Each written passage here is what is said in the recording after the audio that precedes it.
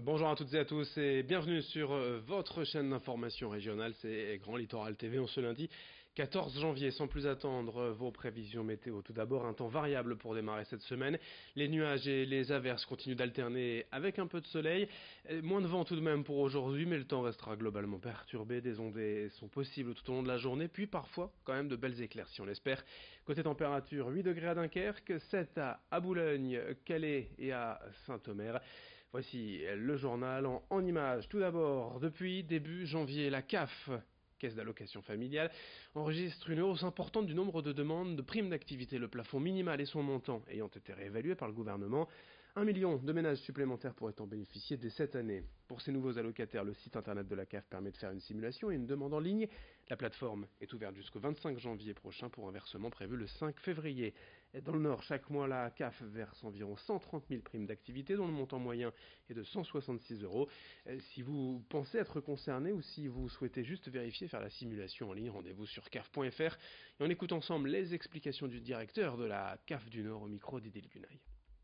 Le plus simple, pour y compris éviter l'attente à nos accueils actuellement, qui est une attente légitime et bien gérée, mais elle existe quand même, c'est d'aller sur caf.fr.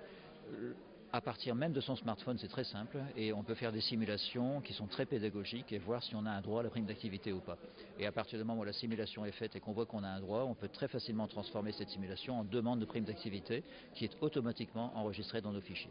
Et ensuite, l'usager doit prendre l'habitude et devra prendre le réflexe de nous envoyer chaque trimestre une déclaration de ressources trimestrielle qui lui permet de déclarer les ressources de ces 3 derniers mois juste auparavant, et nous actualiserons le montant de la prime d'activité de trimestre en trimestre comme nous le faisions déjà pour les précédentes primes d'activité.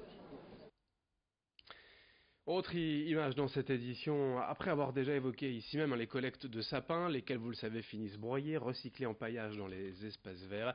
Sur le littoral à Waplage, la ville a eu une autre idée, encore utiliser les arbres de Noël pour lutter contre l'érosion dunaire. Ici comme ailleurs, le trait de côte recule chaque année un peu plus et la dune est fragilisée par les marées et le vent. Mais en étant ainsi disposés à l'horizontale, les sapins deviennent des pièges à sable. L'opération a d'abord été réalisée à Cap-Breton, face à l'Atlantique, mais il s'agit là d'une première dans les Hauts-de-France. Ces sapins ont été disposés sur la zone du blocos des Escardines, particulièrement exposée à l'érosion. Explication sur place recueillie pour nous par Marine Kijek. La collecte a été réalisée de plusieurs manières, puisque nous avons une collecte porte-à-porte qui est réalisée aujourd'hui par Opal Environnement. Nous avons une collecte qui est mise à travers la mise à disposition de bennes, 6 bennes qui sont mises sur la communauté de communes de la région d'Audrevic. Et aujourd'hui, on croit savoir que ces bennes, pour certaines, débordent déjà de sapins, ce qui montre qu'il y a eu vraiment un engouement. Et en plus de ça, il y a eu des partenaires privés comme publics qui ont joué le jeu, qui nous ont contactés spontanément pour nous donner les sapins qu'ils avaient pu récolter. Alors je pense à Auchan-Calais, qui nous a donné une benne de sapins qu'ils avaient récoltés. Et je pense aussi à la communauté d'agglomération du Boulonnais, qui nous a mis elle aussi à disposition une benne de sapins récoltés. La semaine dernière, les dirigeants du port de Dunkerque sont venus jusqu'à Lille pour présenter le bilan de l'année 2018. Un bilan positif puisque le trafic du port a connu une augmentation de près de 3% par rapport à 2017. Les conteneurs progressent également de 13% ainsi que le trafic de minerais qui franchit pour la première fois le cap des 15 millions de tonnes grâce entre autres à l'activité de l'usine ArcelorMittal. Le bémol, c'est pour l'activité transmanche en léger repli l'an dernier. En 2019, le port de Dunkerque va investir près de 48 millions d'euros, notamment pour achever les projets de développement du port ouest. Puis un port center ouvrira en juin au musée Portura afin de faire découvrir à tous les métiers du port et son évolution. Explication au micro de Marine Kijek. Si on regarde effectivement plutôt les 5 dernières années, de 2014 à 2018, le trafic aura augmenté de 8 millions de tonnes, ce qui est quand même plutôt important. La croissance est extrêmement confortable pour le port.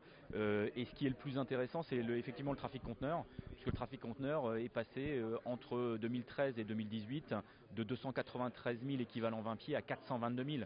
Ce qui fait une augmentation quasiment de 130 000 équivalents 20 pieds. On est à plus de 40% d'augmentation du trafic conteneur. Le sport aussi dans ce journal, du football avec le RC Lens qui joue ce soir en match décalé de la 20e journée de Ligue 2. Un déplacement en région parisienne face au dernier du classement, le Red Star. En ce début d'année, les Lensois restent sur une défaite en Coupe de France, 2-0 face à Reims, une équipe de Ligue 1, rien de honteux donc a priori. Sauf que les faiblesses lensoises se sont de nouveau répétées, des errements défensifs et un manque cruel de réalisme pour les attaquants. L'entraîneur Philippe Montagny espère au moins 2 renforts lors de ce mercato hivernal. Ce soir, Lens a surtout l'occasion de recoller au podium de la Ligue 2. Vincent Vieillard était au centre d'entraînement de la Gaillette pour recueillir les propos du coach lensois avant cette rencontre. Bah oui, forcément. Impatience et aussi compréhension parce que on est sur des accords, ce qu'on appelle tripartite. C'est-à-dire qu'il faut que le joueur veuille venir. Et les très bons joueurs sont aussi sollicités par des clubs de Ligue 1, donc souvent la Ligue 1 est plus attractif. Il faut que nous, on ait envie, puis il faut que le club qui nous le prête ou qui nous le cède soit aussi d'accord. Donc c'est pour ça que ce mercato un peu d'hiver est toujours un peu compliqué. Mais forcément, plus vite arriveront les renforts, mieux on se portera. Le sport, toujours avec en football en national, le match nul de l'USBCO, un partout à Laval. Et puis en l'USLD, en revanche, toujours en national, a remporté une belle victoire qui va faire du bien au classement 3-0 face à Concarneau. En basket, ce soir, la Jeep Elite et le derby du littoral, l'Opalico, 20h45 à Sportica, entre le BCM Gravelines Dunkerque et le SSM Le Portel. On termine ce journal sur Grand Littoral TV avec une image, l'élection de Miss Prestige Nationale ce samedi dans la région. 24 jeunes filles étaient en lice pour succéder à la nordiste Charlotte de Pape élue l'an dernier. Les Miss ont défilé en costume traditionnel régional, en maillot de bain et en robe de soirée. À l'arrivée, c'est Miss Provence Maëva Serradji, 21 ans, qui a remporté le concours, devenant ainsi officiellement Miss Excellence France. Le comité d'organisation ayant profité de cette soirée pour changer de nom. La cérémonie avait lieu à M, près de Lille, samedi soir, était en direct également sur notre antenne. On va enchaîner dans un instant avec vos prévisions météo. Et en 7 à 8 minutes, un nouveau point sur l'actualité régionale. Merci de votre fidélité et très bonne journée à toutes et à tous.